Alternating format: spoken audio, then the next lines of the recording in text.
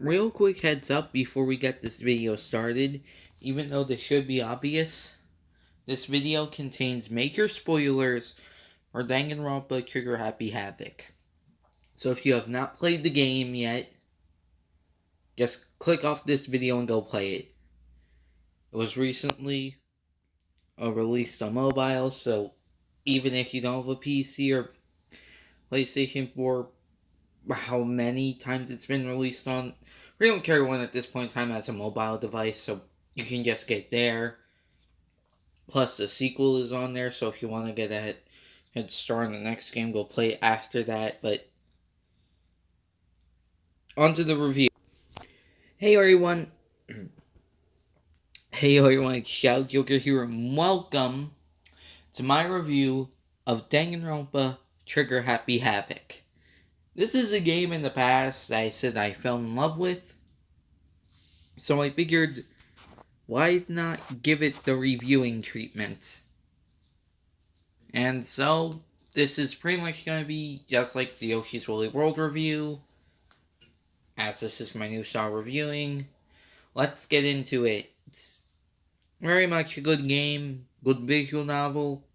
If you're some reason watching beyond the spoiler warning, which I've done in the past with other videos, so actually it's not that surprising. But shut up. Shut up. But yeah, it's a good visual novel. Play it now. I demand you. Okay, let's go on with the story before I make a fool of myself. Alright, I know I left a spoiler warning about the story in the beginning, but for this sort of thing to work, I have to give a story synopsis without any major spoilers. Okay. So the basic story of Danganronpa: you and 14 other high school students are trapped in a high school. When it normally looks like you're just going to your new Hope's Peak Academy, but then you faint while you're walking, then you wake up in a classroom, then you meet everyone in the main hall, meet your ultimate classmate student things. I just called high schoolers things. I'm an upstanding human being. And, so, yeah, then you meet Monokuma, your headmaster type mascot bear. Okay, writers, please. Is he the team mascot, or is he the headmaster? I genuinely can't tell anymore. He's like, oh, you guys have to kill each other if you want to escape. Well, I just realized I'm getting a very bad plot synopsis because I don't know whether I want to make 1,000 jokes or be completely serious. And then you start your killing game life. You have to choose whether you want to kill someone to get out, be an easy victim, like yours truly, or if you just want to hope you survive, because that's a thing. Alright, my shitty synopsis aside, the setup for the story is actually really freaking amazing. Like, you meet this wonderful cast of colorful characters with only really one, maybe two, depending on how you look at things, not so likable characters. Let me rephrase that. Not that they're not likable, not really well-written characters, because even some of the not-so-likable characters are actually pretty well-written in this game. And they're pretty good characters because of that. Very colorful, you meet them, and then you're told that either you or one of these colorful people that you've met could kill someone on a dime. It's a really good setup. But anyway, let's go into the game's presentation. Or just general graphics, I guess. This game looks amazing. I'm not even gonna beat around the bush. Like, it's beautiful. The pop art style. All the character sprites are brilliantly made. They're fantastic. Even for characters designs that I'm not that big a fan of, for example, Hifumi Yamada, I still think his sprites are really well drawn, and they portray his character perfectly, once again, even if I'm not a fan of said character. You'll either represent the talents fairly well of the character or just summarize the character up. It's beautifully well drawn, and in the actual court trial segments, which we'll get into once we get into the gameplay section of this video, the words flying across the screen, it's just incredibly flashy. Like, I don't know what else to say other than it does look amazing. Even for those of you who just watch a YouTube Let's Play because you're broke or something, and honestly, I can relate because that's how I first experienced Danganronpa before I actually played it on my phone. But, you'll at least understand, okay, I can't really tell which parts of the games are fun since, I haven't picked up a controller and done anything. But things look flashy, they look beautiful, oh my god, I love this. And that's entirely accurate to my experience of when I watched Johnny Awesome play Danganronpa. At least the first game. I can now play second and third, more so third when that comes out, so now watch his Let's Play till I'm done with it. I don't know why I keep rambling on. Let's go to the music. The music. Good God, the music is great. Unlike in my Yoshi's Woolly World review where I said outside the main theme, not that much was memorable, we had a lot of memorable tracks here.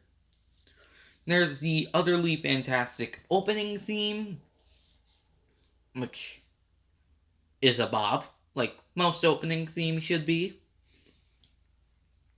The non-stop debate music is super high energy, which is something that the court trials of Danganronpa need. It's super high energy. It exudes I have to get this done in literally 5 seconds feel for me. Bullet time battle. It does portray a rhythm-based minigame fairly well. Then we go on to another theme that I really like, the free time music. Simply because of how upbeat it is, and it makes me happy. But then I realize after I'm done with the free time events, oh crap, someone I just poured literal hours into giving gifts and becoming friends with could be murdered. This isn't fun. And lastly, a tie for my two favorite themes, the closing argument themes. Both making the closing argument, actually putting together your closing argument, and the music of when you're presenting it, they both portray, alright, I need to be 100% sure that what I'm presenting is right, and when you're actually presenting it, it feels, yeah, this is right. I found out who the killer is 100% definitively. I'm a genius. Alright, yeah, for these music segments in my review, it's not going to be incredibly detailed or anything. That's more so just because, well, I'm not that good when it comes to music. I can't describe tone at all. I just, my taste in music pretty much just boils down to, do I like listening to this? I have no artistic integrity when it comes to music. But let's move on to the gameplay. Now here's mainly where some spoilers are gonna come from, since they're clash trials and kind of outcomes which determine on who's alive and dead. Based on that, I kinda have to spoil the outcomes of each case, which is mainly where the spoiler alert comes from. Anyway, but first, obviously, I'm gonna go over each aspect of the gameplay. I'm gonna start going over normal story events, since that's just pretty much pressing a button. Look at my innovative gameplay, Mom! But here we go, starting off with the free time events. And this pretty much proves that the game has Ace Attorney and Persona inspirations. I mean, the creator has stated that those were his two biggest inspirations when making Danganronpa, so yeah. But the free time events, they're pretty much a Persona game. At least not the actual dungeon crawling part, an RPG battle part, because this is a visual novel, and be kind of weird for Makoto to just yell Persona when he's supposed to be solving who killed his best friend. Oh, I'm sad.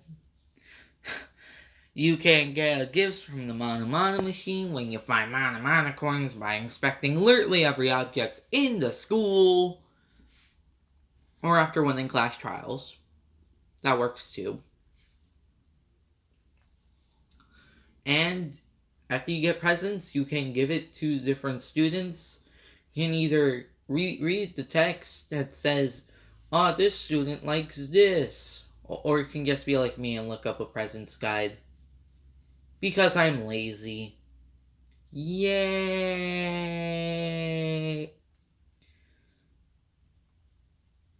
And then here's where the main class trial gameplay comes from, which is where the Ace Attorney comparison comes into play.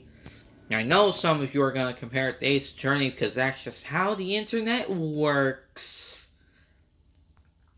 So pretty much whenever a murder has occurred, a class trial will begin. And you have to figure out who killed him, killed the victim, or you all die. From a storytelling perspective, this is a high-stakes trial. I don't want to get too much in the comparison between Ace Attorney and Danganronpa, because they're both great. But I will say, in terms of stakes, these trials, I'd say alone are better, simply because it's not just one innocent man's life at stake, pretty much. It's everyone's life at stake. Once again, in terms of stakes, it just outweighs anything Ace Attorney has done, I think. Except maybe some of the really big cases. But shut up. Now it's time for the actual mini games. Sorry about not doing anything there. Cutting away, God. Well, it's been a while since I recorded a video, but Jesus Christ, dude, learn proper English. I need to take a breath before I start talking about the minigames, but let's get into that.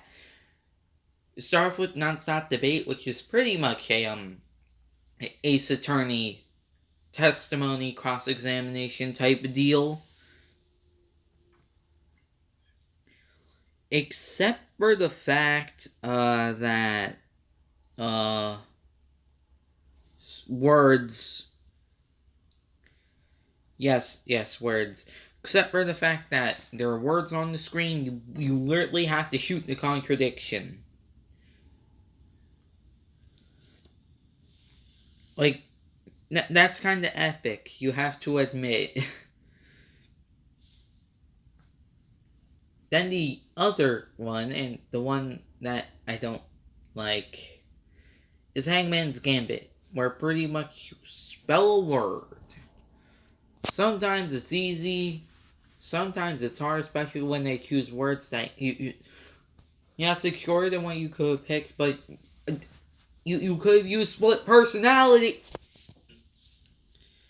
When, once again, I don't want to get too much into the comparison between Ace Attorney, but in a game like Ace Attorney, it would just be a multiple choice question. But no, you have to be annoyed by how the one letter you need just isn't appearing on the screen. God damn it! Okay. But the other one, this one I do like. Bullet Time Battle. It's pretty much a rhythm minigame. And before I wasn't too into it because, man, I don't like freaking rhythm minigames. But then I played DD's Drum Dash and then I'm like, oh, this shit is easy. Yeah, I can do this. And besides, most of the time you don't have to do the rhythm. You just have to get Byakuya's first skill, spam your focus meter, and then just randomly touch and occasionally shoot truth bullets. It's easy as dump. Besides, even when you have to choose the correct truth bullet from the things to work. Yes, Matt, not to prove to your opponent that you are right, or the things to work. You're a genius! To prove to your opponent that you're right, there's a little consequence. So, sorry about the cut there, but the final minigame, and this is, outside of the obvious non-stop debate, probably my favorite. Closing argument. One, I probably should have brought this up in the graphics section, but shut up. That, it looks amazing. It has a comic book / well, I guess since they're Japanese, manga feel. But, like, I'm an American, so I'm gonna say comic book. If you disagree with me, then you're wrong. I'm sorry. But you're wrong. This is a 100% proven fact. So shut up. It's pretty much a summary of the case. But you have to put it together, and I love that idea so much. Plus, it keeps me on edge, since even when I was 100% right when playing the game, sometimes I was still on edge until the very last thing I presented was proven to be correct. Kept me on edge, and I love that. That's overall the gameplay of Danganronpa. I'd say it's perfect in this aspect, but then I remember Hangman's Gambit exists and I want to die!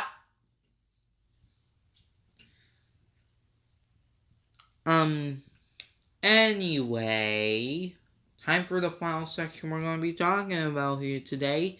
It's the characters. Easily the game's best aspect. I'm not even going to be around the bush. The gameplay, story, graphics, they're all good. But they don't hold a goddamn candle to the characters. Even though there's one in particular that I don't like. Also, I just realized I was supposed to summarize the cases, but, like, that's too much work for me, man. Besides, no over the minigames is more important. So, shut up. I know I lied, but isn't that fun sometimes? Alright, characters, let's talk about them. Starting off, we have the obvious main protagonist, Makoto Naegi. As I like to call him, a Hoge boy. Okay, but seriously, even though I haven't played 2 or V3 yet, what is with all the main protagonists having a Hoges? Like, does this have plot relevance or something? If you have a Hoge, are you a playable Danganronpa character? I'm confused. Oh, whatever, let's go into his character himself. He's boring, but I like him. I'm a real connoisseur when it comes to characters. Yeah, Makoto's boring. He doesn't actually have a talent. He's just, I have luck. Except it only activates, like, technically twice in the entire series. And once, technically, since getting accepted in is what gave me my luck in the first place. And I like trendy things. I don't know, I just like him. It's one of those things where, I don't know, he doesn't really have any sort of character depth. But, I don't know, I just like him. Sorry about the cut again, I had to take care of things. And now we're talking about more characters, oh boy. Well, back to Naegi before I end this section in this characters section. He is a good boy. He egg. I don't know why I said that. This is why I like him. He's a good boy and he's an egg. Like, do you need anything else? Really? Next up is what initially seems like your Maya Fey of this game, essentially, until she just gets murdered? Question mark? Shrugs. Sayaka Maizono, the ultimate pop sensation. She's, I don't even know how to talk about her since I don't even remember her that much since she's literally the first person who dies. Help me! Okay. Okay, Sayaka. What do you say about Sayaka? She's cool, I mean, I like her. I didn't find her particularly interesting. She probably wouldn't land my top 10. I don't even know what to say about her again, other than she cute, I guess, and she be evil, but only sometimes though. She actually tried to murder one of my boys, and why one of my boys wasn't a survivor. And anyway, on the next character, Junko. Except she's not actually Junko, but she is Mukuro Ikusava, the 16th student lying hidden somewhere within the school. The one they call the ultimate despair. Honestly, I never really had any free time events with her or anything. Hell, I didn't even when Johnny, the guy who I watched originally play through Danganronpa before I played the game myself, he did one of her free time events, I think, and I don't even remember it, so there's that. Plus, she dies early. Or almost right after Sayaka, so oh well. It's not much to say other than she fashion girl, but she actually beat up lots of people because Ultimate Soldier. Yeah. Honestly, I can't say I'm particularly fond of Mukuro. It's not just because she dies early, but since even if she lived early, she's pretty much pretending to be someone else. And I just... So I don't really feel like I get to know the actual Mukuro. She's probably right next to Hifumi for probably one of my least favorite characters. Sayaka's right above her, probably. Now it's time for Leon. When I first played the game... Oh, not first played the game. When I first watched Johnny play... Here were my thoughts on Leon. I love him. He dies early, and we don't learn much about him. But I still love him for some reason. Is it because baseball is my favorite sport and he's the ultimate baseball star? Maybe. Is it because in the English dub of the animation he's voiced by Kirishima and is literally Kirishima? that might have something to do with it. And it might be that he probably has one of the most understandable motives in the first game. Yeah, that has something to do with it. Plus, I checked out some of his ultimate development plan stuff, and I found it rather comedic.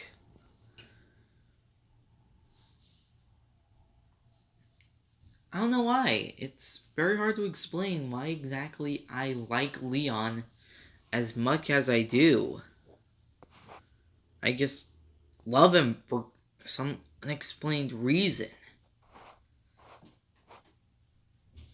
But, moving on to Hiro Fujisaki. Second favorite character. The Case 2 victim is literally one of my all-time favorites. I don't even know how this happened myself. Like, I'm genuinely confused. Why did someone who dies so early become literally the second place for me? I will never know. Maybe it has to do with the Case 2 story, because as a young child, Chihiro was bullied and stuff. And everyone called him weak. So he pretended to act like... He pretended to be a T girl, dressed up like girls, pretended to be one. You know, the usual stuff. I'm talking like this is realistic at all. And and then when he wants to get stronger, his pretty much mentor kills him. No, it was pretty much in the moment, and it made me cry. I literally, during Case 2, I cried 5 times. I'm not even joking. I cried like once at the end. That's the only other time I cried in Danganronpa. A part of why Case 2 makes me cry so much is Mondo Owada. My favorite character. He was the one who killed Chihiro. I was expecting to go from Mondo, I loved you, bro, give me a hug, to Mondo, what the fuck, dude? Dude, do you want me to smack you across the head? But then his reason was actually, really sympathetic, as he's pretty much the only killer who regrets their actions. The other killers, like Leon, he had a pretty understandable motive, but he wouldn't take back what he did. Mondo, when he's about to get executed, literally says, and because of that, now it's something I can never take back. If Mondo Owada could go back in time and stop himself from killing Chihiro, he would. And that's in part why he's my favorite character. Not to mention that he's pretty much Josuke. And Josuke is literally my favorite character ever. So yeah. That might have a lot to do with it. Plus, he acts like Ryuji, and Ryuji's my boy, but now I'm getting off topic. Part of his backstory is actually kinda sad. Like, he was a punk kid, bro, with his big brother Daya. They were the crazy Diamond Brothers. Yeah, I made a joke about Josuke and stuff, but his gang is literally called Crazy Diamonds. Like, I can't write this shit. It's beautiful. And pretty much in Daya's like last day, I think, as being the gang's leader, where he was gonna pass it off to Mondo, they had a street race. Mondo was about to die, and Daya like jumped in front of him, trying to save him. So Mondo always held himself responsible for his brother's death, and he looked up to his brother more than anyone. And he lied about how his brother died in order to pretty much keep the morale of the gang high.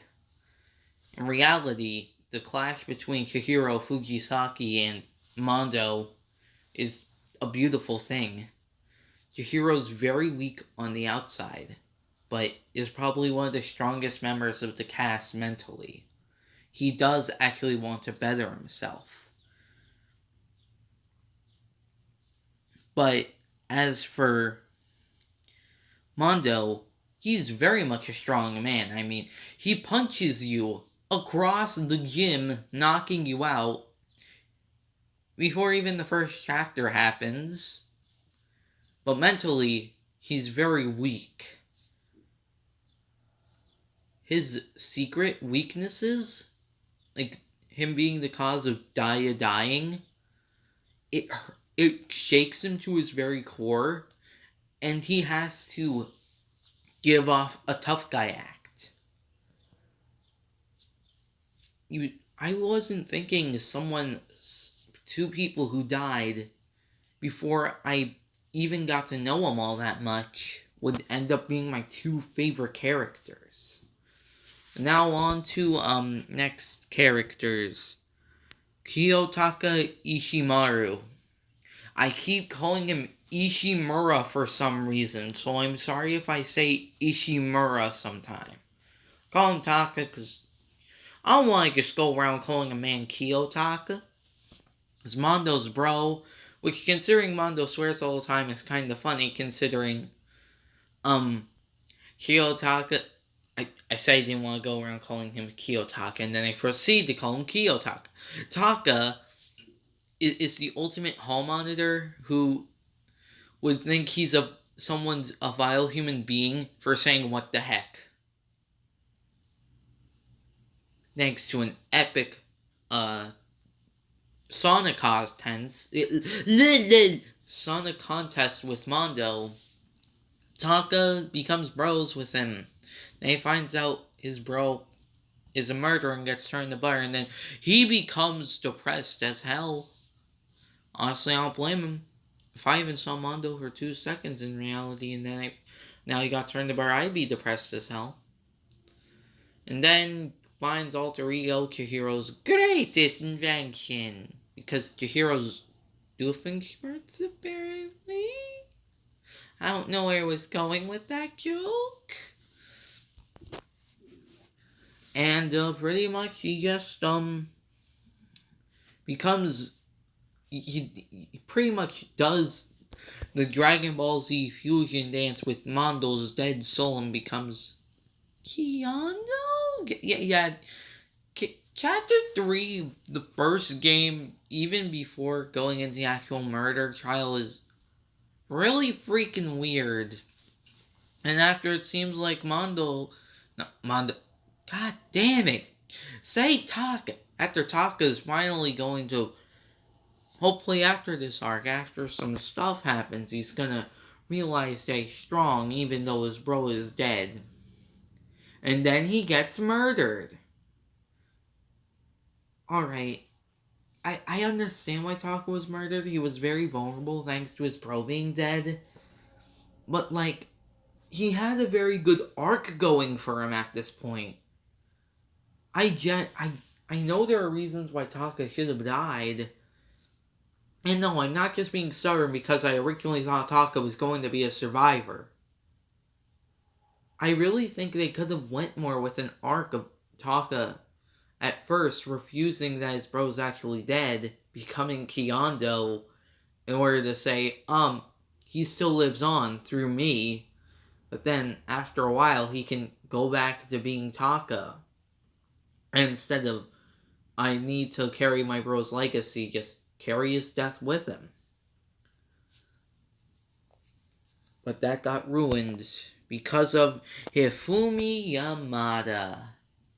He is one of the most hated characters in the fanbase, and I can see why. He's the only character in the game, well, debatably, only other character in the game that I don't like at all.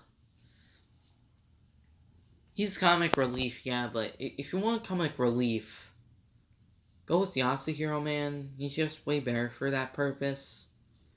Like, a lot of people don't like Yasuhiro, but even people who don't like Yasuhiro, please agree with me that he's a way better comic relief character than Yamada. He's just a typical anime fan, really. There's not much depth to his character, and a decently understandable reason for killing Taka. But still not that great a motive. It was more so he's just being manipulated, so now Taka, even though he could have had one of the greatest arcs in the franchise, is murdered. I don't want to be the guy who hates a character just because they murdered someone I really liked, but it's really hard not to hear.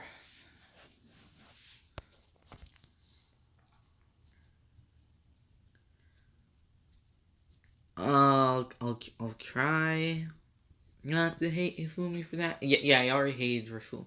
Plus, my boy needs to go out. Boy, I don't even want to make a fat joke in general since I myself am kind of fat. But boy, you're looking like Cannonbolt. Like Cannonbolt decided I was blind one day, so he picked up some shades. Not even shades, just some goofy ass glasses. Good day, sir. Now on to who I thought was going to be best girl until she had literally the worst motive in the entire game. Celestia Ludenberg. She was the ultimate gambler, so pretty much my initial reason for liking her is cards means I can make Yu-Gi-Oh! References when talking about her. That was literally the reason why I liked her at first. I also liked her design. It was very good. But then she murdered Hifumi, and the reason she wanted to murder is literally the worst motive ever. I think that some of the bad Ace Attorney cases have had bad motives, but good God, this takes the cake for murder mystery visual novels having bad motives. Then again, I haven't played the other games, and those could have very bad motives. But for now, this takes the case. Wanna know why she killed Hifumi? For her aesthetic. I shit you not. She thought aesthetic was a good reason to take a man's life. Oh my god. I like this case. I do. I think it's a good mystery. But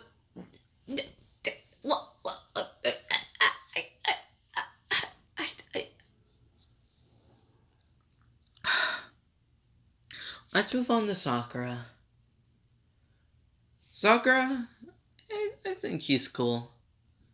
She might make top 10, maybe? I don't know. I mean, I like her voice. Which is something I should have brought up. I like pretty much every character's voice, but specifically I like Sakura's a lot. Case 5 was really strong because instead of it being a murder, because she was outed as the traitor and people stopped trusting her, she committed suicide to stop her friends from fighting, and I felt Case 4 was very strong.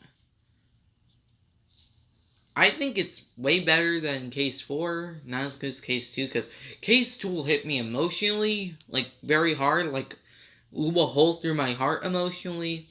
Case 3 was a very good, it's a better mystery, but that motive for the killer makes me want to die.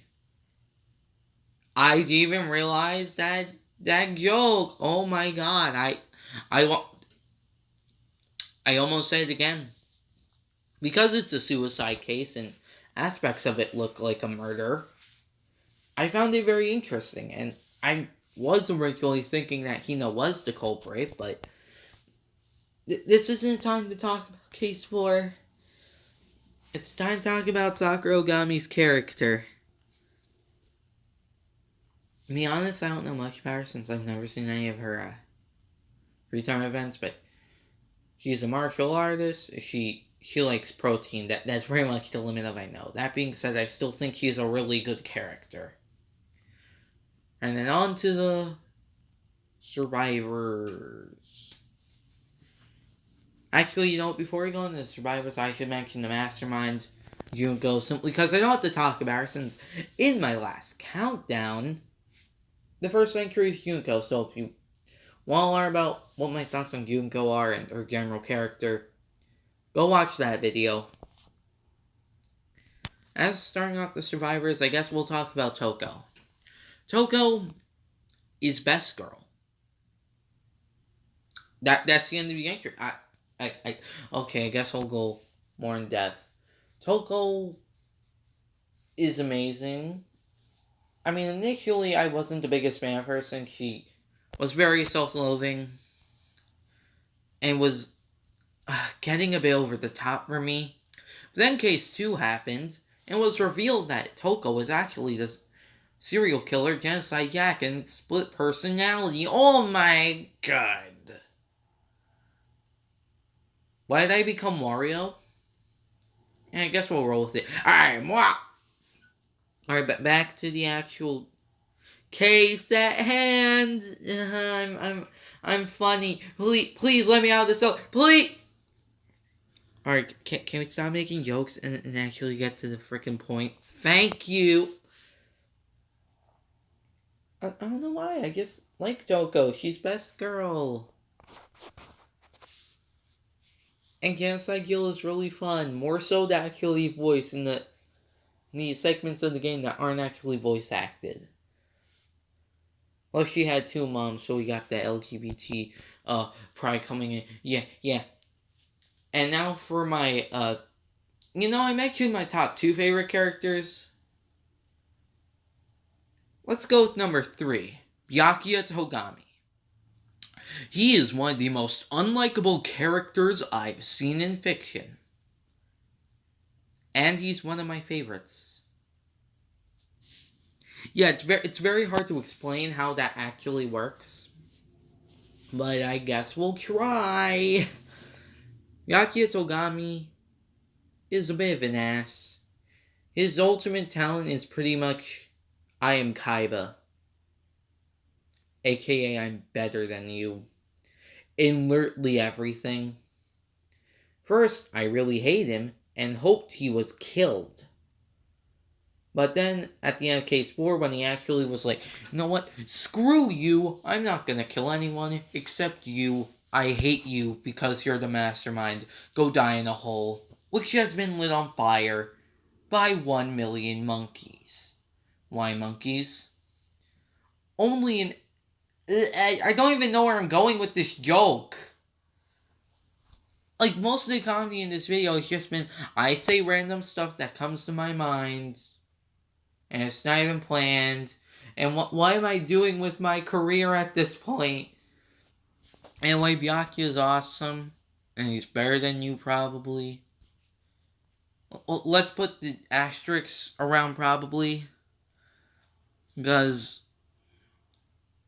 I don't know, you could be better than Byakuya, you're probably not, but Yasuhiro Hagakure, he's the best comic relief character in the game. Easily. Could technically argue characters like Mondo and Taka are comic relief, but Yasuhiro's best comic relief. Now, I know not a lot of people like Yasuhiro. I love Yasuhiro. Or I guess I'll just be calling him Hiro, since Yasuhiro's a bit of a mouthful. Hiro, part of the reason why he works so well as a comic relief for me is, that the fact that he says the most ridiculous stuff. For example, an alien taking his burger means that it wasn't 100% beef, instead of saying, oh yeah, there were aliens. I need to prove that this burger wasn't 100% beef. That's literally why I love him.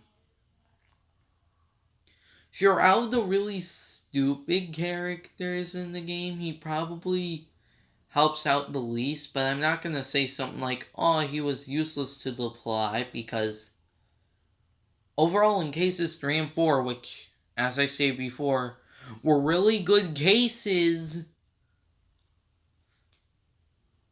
he was a prime suspect in them. More so 3 than 4, since there were multiple prime suspects in case 4. But case 3, very different.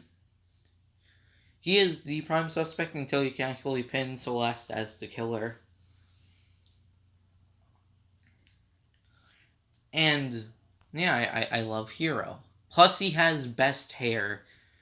Don't at me. And the last real character I have to go over, Kyoko Kirigiri, the ultimate question mark. AKA the ultimate missing. No, I'm funny, guy. I'm funny. Don't you guys like my comedy? But to be honest, I don't have too much to say on Kyoko. It's not that I think she's a bland or uninteresting character. No, I think she's quite interesting. It's the fact that I didn't really like her all that much until like the very end of the game. Where characters like Byakuya, sure, I hated Byakuya. And I still hate Byakuya since even though he's like, no, I'm not gonna kill, he's still a dick. It was at least enjoyable, an enjoyable to voice act dick. That is a line that I actually said. Good God. Kyoko was just kind of there for me. I know she was a big help in the class trials. I just didn't find her interesting at all until, like, the end of the game. That's what I mean. I'm not saying Makoto figured out these cases all by himself. No, that's far from the truth. So, lastly, no, not lastly, she's actually ultimate detective, and she cool, and she help a lot. I didn't do anything with her in terms of free time events though, so I know nothing about her pretty much. Other than she was actually the original headmaster's daughter, and she originally came to Hope's Peak to find him, and not patch up, to pretty much smack him across the face. Which is fantastic. Anyway, for a final character I want to go over, Monokuma. He fun bear man. That's all. Alright, I'm sorry if I didn't go too deep into most of these characters. It's one, I didn't get too many free time events, so I only knew a bit more about certain characters than others. I didn't do much research on characters for 3. Plus, there's 15 major characters. 16 if you count Junko at the end. 17 if you count Monokuma. So I pretty much had to rapid fire my thoughts a bit. Even though some I put more effort into because I really like their characters, and others I just wanted to get over with since there wasn't much to say other than he funny, he not funny. I want him to burn in hole.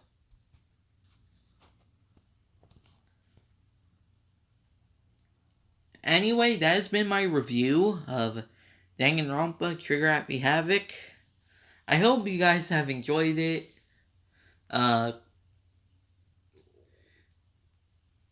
Be sure to smash like and I will put together Killing Game.